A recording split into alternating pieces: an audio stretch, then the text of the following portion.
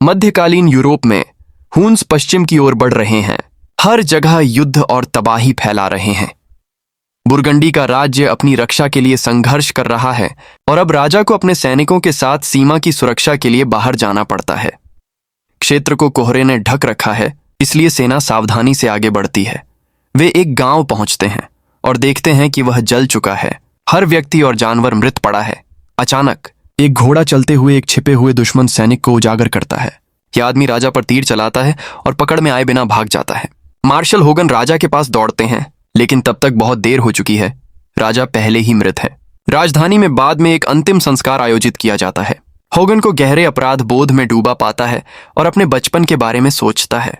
जब वह बच्चा था, उसने एक भयानक जानवर के हमले से कुछ घावों के साथ बचाव किया था और राजा ने उसे अपने संरक्षण में लिया था। बाद में जब होगन प्रशिक्षण ले रहा होता है, राजकुमारी क्रीमहिल्ड उसे भरोसा दिलाती है कि यह उसकी गलती नहीं थी और वह अभी भी परिवार का हिस्सा है। जल्द ही प्रिंस गुनार सिंहासन पर बैठता है और स्थिति पर चर्चा करने के लिए बैठक करता है, क्योंकि राज्य दुश्मनों से घिरा हुआ है। वे सहयोगियों के लिए बेचैन हैं, इसलिए गुनार निर्णय लेता है कि उसकी बहन की शादी लोम्बार्डी के राजा से कर दी जाएगी। होगन यह खबर क्रीमहिल्ड तक पहुंचाते हैं और वह बिना हिचक अपने कर्तव्य को निभाने को तैयार हो जाती है, लेकिन उसके चेहरे पर दर्द साफ दिखाई देता है। उस रात तूफान के दौरान गेट के पास 11 सशस्त्र पुरुष कैंप करते हुए देखे जाते हैं। जब होगन दीवार पर जाकर बेहतर नजर डालते हैं, वह एक छाया देखते हैं जो फुसफुसाती है, मैं तुम्हारे घाव जानता हूं, और फिर गायब हो जाती है। सुबह समूह गेट पार करता है और सैनिक तुरंत उन्हें घेर लेते हैं। क्रीमहिल्ड दूर से उन्हें देखती है और ध्यान देती है कि एक सवार अपना चेहरा बदल रहा है। गुनार नेता से मिलने के लिए सहमत होता है और पता चलता है कि वह सिफ फ्रीड कासेंटिन के प्रिंस हैं। सिफ फ्रीड और गुनार के पिता पुराने युद्धों में साथी थे। सबकी हैरानी के लिए सिफ फ्रीड गुनार को चुनौती देता है कि वह द्वंद्व युद्ध करे। गार्ड तुरंत गुनार की रक्षा के लिए उसके चारों ओर खड़े हो जाते हैं और सिफ फ्रीड इसके बजाय मेहमान के रूप में रहने पर सहमत हो जाता है। प्राइवेट में क्रीमहिल्ड होगन को बताती है कि उसने क्या देखा और सोचती है कि यह पुराना प्राणी हो सकता है, एक दुष्ट प्राणी जो लोगों के सपनों में भटकता है। वह सोचती है कि उसका भाई समूह को तुरंत दूर भेज देना चाहिए था। उस रात होगन मेहमानों पर नजर रखता है। एक रहस्यमय व्यक्ति समूह से निकलकर शहर में घूमता है, इसलिए होगन उसका पीछा करता है। वह उसे एक गली में कोनों में फंसाता है, लेकिन जब वह उसके कंधे को छूता है तो वह आकार कई बैग्स में बदल जाता है। इसी बीच सिर्फ फ्रीड इतना नशे में हो जाता है कि वह बाहर जाकर उल्टी करता है। होगन उसके पास जाता है और उसे राज्य छोड़ने के लिए कहता है। इसके बाद होगन बिस्तर पर जाता है और उसे दुःस्वप्न आते रहते हैं। वह रहस्यमय मेहमान को अस्तबल में खून से घिरे हुए देखता है और कहता है कि वह डरता नहीं, क्योंकि पुराने प्राणियों ने उससे सब कुछ छीन लिया। उसका डर भी। प्राणी कहता है कि वह होगन के घाव और उनके कारण जानता है, जिससे होगन के बचपन की याद ताजा होती है, जब उसके माता पिता को ड्रैगन के हमले में खो दिया था। सुबह होगन जानता है कि अस्तबल में छिपा रहस्यमय व्यक्ति सेवकों द्वारा देखा गया था और कुछ घोड़े मृत पाए गए हैं। जीवित बचे लोग घबराते हैं और क्रीमहिल्ड अपने प्रिय घोड़े को शांत करने की कोशिश करती है, लेकिन वह रस्सी तोड़ देता है और भाग जाता है। होगन और क्रीमहिल्ड अन्य घोड़ों पर कूदते हैं और उसका पीछा करते हैं। जंगल में पीछा होता है जब तक कि घोड़ा नदी पर पानी पीने के लिए रुकता है। क्रीमहिल्ड उसके पास जाकर उसे पालने की कोशिश करती है, लेकिन घोड़ा फिर डर जाता है और उसका हाथ घायल कर देता है। होगन उसकी चोट का इलाज करता है, जबकि वह स्वीकार करती है कि वह आगामी शादी को लेकर खुश नहीं है। कुछ समय बाद सिर्फ फ्रीड गुनार को बताता है कि वह इसलिए यात्रा कर रहा है क्योंकि वाल्किरी रानी ब्रुनहिल्ड ने उसे सपने में बुलाया। कहा जाता है कि उसके पास पूरी दुनिया के पुरुषों पर जादू करने की शक्ति है बिना उनसे मिले। माहौल तनावपूर्ण है, लेकिन अचानक सिर्फ फ्रीड हंसता है और कहता है कि यह कहानी एक मजाक है। वह मेज पर महिलाओं की कमी की भी शिकायत करता है। शाम को सिर्फ फ्रीड क्रीमहिल्ड के कमरे में घुसता है। वह उसे सुंदर कहता है, लेकिन क्रीमहिल्ड कहती है कि उसका कोई सम्मान नहीं है और उसे खोई हुई आत्मा कहकर बाहर भेज देती है। इसी बीच होगन गुनार को बताता है कि उसे शादी का विचार सही नहीं लगता और आश्वस्त करता है कि उनकी सेना पर्याप्त मजबूत है। गुनार उस पर भरोसा करता है और योजना रद्द कर देता है। वह सिर्फ फ्रीड की कहानी को लेकर भी चिंतित है, क्योंकि उसे नहीं लगता कि यह झूठ था। अगली सुबह गुनार क्रीमहिल्ड को बताता है कि उसे शादी करने की जरूरत नहीं है और वह खुशी में उसे गले लगाती है। रानी होगन से कहती है कि उसकी बेटी राज्य के लिए बलिदान देने को तैयार थी और पूछती है कि क्या होगन ऐसा करने में सक्षम है। बाद में होगन अपने सैनिकों के साथ प्रशिक्षण ले रहे होते हैं जब सिर्फ फ्रीड अपने सैनिकों के साथ बाहर आता है।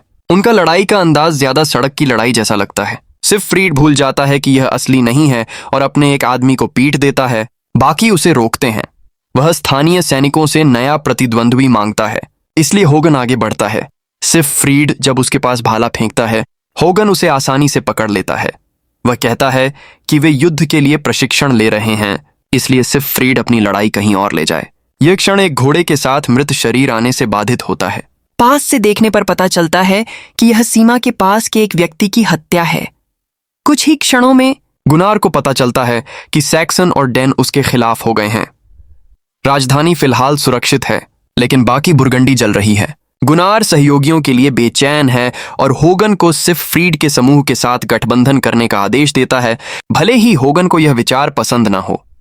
जब होगन सिर्फ फ्रीड को ढूंढते हैं, वह देखता है कि छाया वाला व्यक्ति चोरी छुपे घूम रहा है और कुछ चीजें जमीन पर पड़ी हैं जो किसी अनुष्ठान का हिस्सा लगती हैं। बाद में यह प्राणी खुद को अल्बेर के रूप में प्रकट करता है और कहता है कि वह जानता है कि होगन को ये घाव किसने दिए। अल्बेर बताता है कि सिर्फ फ्रीड ने ड्रैगन से अकेले लड़ा और उसे मार डाला। फिर उसने उसके खून में स्नान किया, जिससे वह अजेय हो गया। लेकिन एक पत्ता उसकी पीठ पर गिरा और उस जगह का खून नहीं छू पाया। यही सिर्फ फ्रीड की एकमात्र कमजोरी है। अल्बेरिक को ड्रैगन की हड्डियों से तलवार बनाने के लिए हायर किया गया है। वह होगन पर चिल्लाता है कि उसने सिर्फ फ्रीड को महल में रहने दिया क्योंकि उन्होंने उसे जो खोज रहा था वह दे दिया, एक परिवार चैपल में।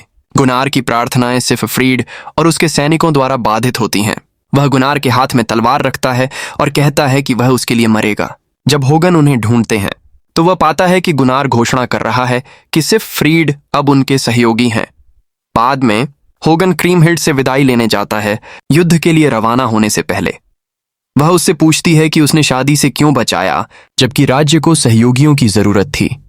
होगन जवाब नहीं देता। क्रीमहिल्ड उनके बीच भावनाओं का जिक्र करती है, लेकिन होगन कहता है कि उसने राज्य की सुरक्षा के लिए किया। अगले दिन सेना युद्ध के लिए मार्च करती है। जब वे रात के लिए शिविर लगाते हैं, होगन अपने सैनिकों के साथ रणनीति पर चर्चा करता है। वह इंगित करता है कि सैक्सन और डेन बहादुर हैं, लेकिन अनुशासनहीन, इसलिए उन्हें उनकी अराजकता का फायदा उठाना होगा। सिर्फ फ्रीड बोर हो जाता है और जंगल में आराम करने चला जाता है। गुनार उसके पास जाता है और वाल्किरी की कहानी पूछता है। सिर्फ फ्रीड बताता है कि रानी ने उसे बुलाया था। रात में सिर्फ फ्रीड अकेले निकलता है और दुश्मन पर हमला करता है। सुबह सभी आश्चर्यचकित हैं कि वह सैक्सन राजा का सिर लेकर लौटता है। वह समझाता है कि सैक्सन उसके पीछे आ रहे थे और नेता के बिना अराजक थे, इसलिए उन्हें लड़ाई का मौका लेना पड़ा। सेना उत्साहित होती है और सिर्फ फ्रीड का पीछा करती है। होगन की चिंताओं को नजरअंदाज करते हुए जल्द ही जंगल में भयंकर लड़ाई होती है। होगन किसी भी दुश्मन को मारता है जो पास आता है, लेकिन वह अपने राजा की खोज में ज्यादा व्यस्त है। सिर्फ फ्रीड बिना किसी दया और कवच के लड़ता है, जिससे सब प्रभावित होते हैं। जब होगन देखता है कि उसका एक युवा सैनिक हेलमेट खो चुका है और मारा जाने वाला है, वह आगे बढ़ता है और हमला करने वाले को मार देता है, फिर अपने हेलमेट को दोस्त को देता है। लड़ाई जारी रहती है। होगन का सबसे अच्छा धनुर्धारी घेरे में फंस जाता है और मदद करने की कोशिश करता है, लेकिन कई दुश्मन उसे भी घेर लेते हैं। वह केवल देख सकता है क्योंकि धनुर्धारी को मार दिया जाता है। इस ध्यान भटकाने से एक विरोधी होगन के चेहरे पर हमला करता है और वह अपनी बाईं आंख खो देता है। होगन तुरंत हमलावर को मार गिराता है, लेकिन खुद गिर पड़ता है। राजा उसके पास आने वाला होता है, जबकि अल्बेरिक कोने से देखता है। सिर्फ फ्रीड अचानक कूदता है और राजा को मार देता है, इससे पहले कि वह होगन तक पहुंचे। होगन बेहोश हो जाता है। राजधानी लौटने पर भीड़ सिर्फ फ्रीड का नाम चीखती है, विजय लाने के लिए आभारी। सिर्फ फ्रीड खुद को उनके सामने फेंक देता है, ध्यान का आनंद लेते हुए। इसी बीच क्रीमहिल्ड होगन की देखभाल कर रही है, जो अभी भी बेहोश है। वह निराश महसूस करती है और सिर्फ फ्रीड को ढूंढती है, उसे पीते हुए पाती है। वह उसे बुलाती है कि उसने मृतकों की सुबह को क्यों परेशान किया, लेकिन सिर्फ फ्रीड कहता है कि मौत युद्ध का हिस्सा है। वह सोचता है कि मरे हुए योद्धाओं को चुप्पी से नहीं सम्मानित करना चाहिए, बल्कि उनका उत्सव होना चाहिए। जब वह होगन के बारे में पूछता है, क्रीमहिल्ड स्वीकार करती है कि वह शायद मर रहा है। सिर्फ फ्रीड कहता है कि अल्बेर उसकी मदद कर सकते हैं। कुछ ही क्षणों में अल्बेर होगन की चोटों का इलाज करता है, उसके शरीर पर रहस्यमय प्रतीक बनाता है और सच बताता है। पता चलता है कि होगन का बचपन का किस्सा झूठ था। होगन दूसरे राज्य से आया था जिसे गुनार के पिता ने हमला करके जीत लिया था। उसके माता पिता मारे गए और होगन आग में फंसा था। ड्रैगन जिसने प्रकट किया असल में उसे बचा लिया। जब होगन आखिरकार जागता है, वह मृत सैनिकों के कब्रों पर जाता है।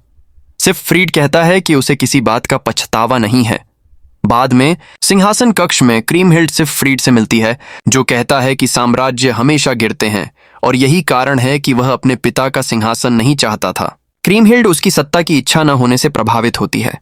होगन की पट्टियां बदलते हुए क्रीमहिल्ड स्वीकार करती है कि वह सिर्फ फ्रीड की मदद के लिए आभारी है। होगन सोचता है कि सिर्फ फ्रीड लोगों को झूठी उम्मीद दे रहा है। क्रीमहिल्ड बताती है कि झूठी उम्मीद भी कभी कभी कोई उम्मीद न होने से बेहतर होती है। अगले कुछ दिनों में होगन टूटे दिल के साथ देखता है कि क्रीमहिल्ड और सिर्फ फ्रीड बहुत समय साथ बिता रहे हैं। एक सुबह वे जंगल में जाते हैं और पुराने युद्धों के खंडहरों की प्रशंसा